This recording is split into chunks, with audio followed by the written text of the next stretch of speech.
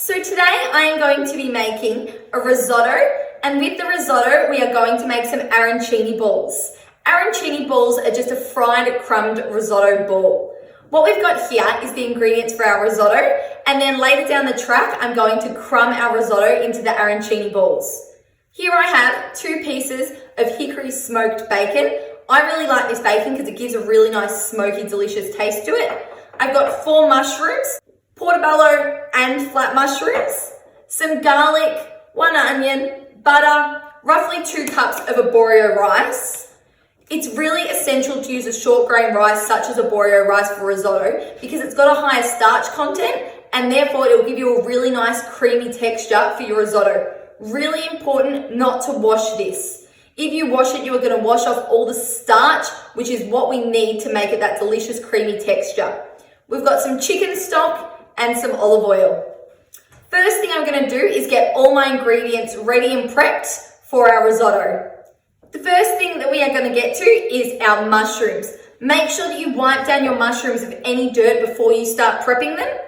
For our risotto, you need to make sure that you are finely dicing all your ingredients. Because we are going to be shaping these into the arancini balls, you don't want to have big chunks that will stop it from rolling into a really nice tight ball. So first things first is getting our mushrooms finely chopped. We've got our mushrooms all chopped up here. It does look like a lot of mushrooms, but remember, mushrooms shrink down in size heaps when you're cooking them. So you don't need to worry about it being too many. Now time to cut our onion up. Onion all finely diced. Time for our garlic. I'm going to use about 6 cloves for this. Alright, that's done now. And now our bacon. I'm going to do my bacon last. It'll just save cross-contaminating with our vegetables. I'm actually going to cut the rind off, but I'm going to keep it and I'm going to fry out some of the fat in that to cook our ingredients in. Alright, all our ingredients now are chopped up, prepped and ready to make our risotto. So now that we have all our ingredients for our risotto prepped and ready, we need to get on to the first step. The first step is getting our chicken stock simmering in a separate pot. It is vital that we're using hot stock when we add it to our risotto because it'll result in an even cooking of the rice. You don't want to add cold stock because what that's going to do is it's going to cook the outside and leave the inside of the kernel raw, which is not what you want when it comes to rice, and it also won't help get that nice creamy texture that we're after with our risotto. So first things first is let's start getting this heated.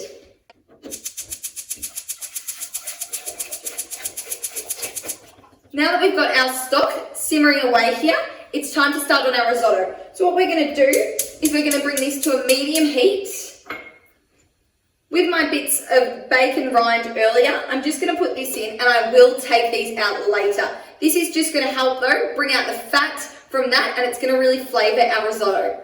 To this, we're going to add a nice glug of olive oil. Once our rind starts to render down a little bit, which means the fat is going to get drawn out of it, we're going to add our bacon. I want to start getting my bacon nice and crispy before I start adding the other ingredients. Alright, so I'm going to add my bacon here. And we're just going to cook this until it starts to get slightly crispy. We don't want to cook it all the way because we still need to add our other ingredients. Alright, now that I have cooked my bacon for a couple of minutes, it's time to add my onion. We want to make sure that we are softening our onion. We are not burning it, alright? So if you notice that it starts to get too dark, turn the temperature down. Alright, now it is time to take off that rind that we've put in earlier. We don't want to end up eating a big chunk of that. Now that our bacon has started to crisp up and our onion has started to soften, it's time to add our mushrooms. Alright. So now that I've added my mushrooms, we're just going to cook this down for a couple of minutes or until they begin to soften. Now this is almost done. It's time to add my garlic. Once again, garlic goes last because it can burn a lot easier than these other ingredients. Now it's time to add my butter as well. Now we're going to cook our garlic until it really starts to smell fragrant.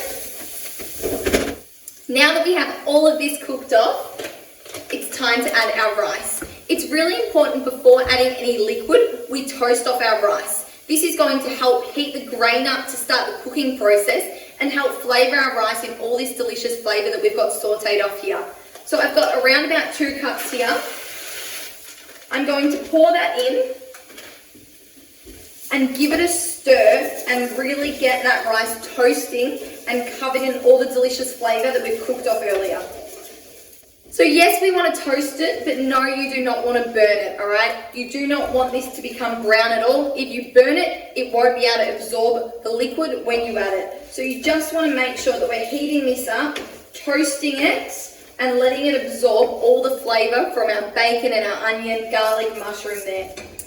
Now it's time to start adding our liquid. The one thing that you don't want to do is just pour all your liquid in at once. What we're going to do is we're going to keep our stock simmering, and we're just going to add it 1 ladleful or 1 scoopful at a time gradually. You want to pour your liquid in and stir it until it's absorbed, and then gradually add in more and more liquid. Alright, that's the trick to making your risotto really nice and creamy and give it the texture that you're after. So once all that liquid is absorbed, what we're going to do is we're going to add another ladleful or scoopful. I'm going to add a little bit more here. And then you're going to have to be really patient and just keep stirring until it's absorbed. So as you can see there, a lot of my liquid has absorbed, which means it's time to add another scoop. So now you've got to be really patient when it comes to cooking your risotto. If your rice still isn't cooked and you run out of your stock, you can just change it to just some hot water instead. All right, so my risotto has been cooking for around about 20 minutes. I've turned it off the heat, and now I'm going to add some Parmesan cheese. I've got about a cup of Parmesan cheese there. And towards the end, I did run out of stock, so I did end up using some hot water instead. Now we're going to give this a good stir through until the cheese is melted.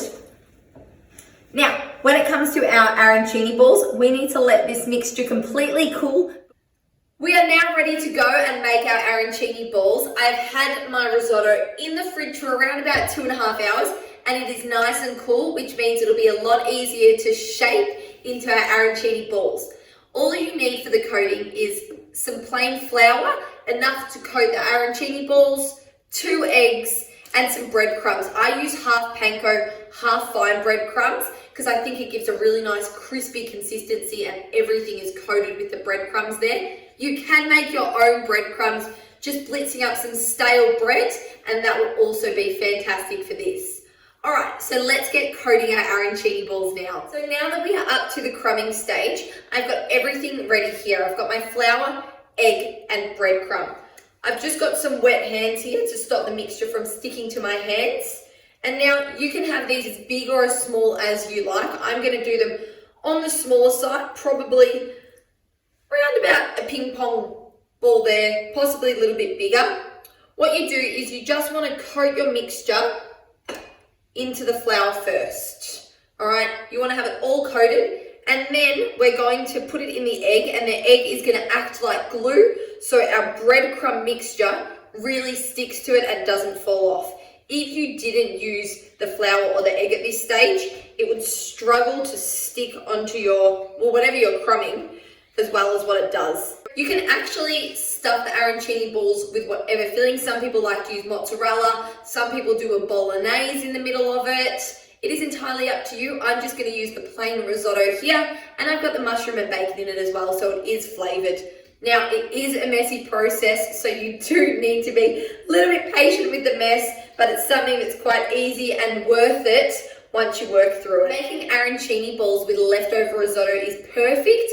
It gives the risotto a chance to settle overnight and really get all the starchiness to make it nice and firm for when you want to make it into the arancini balls.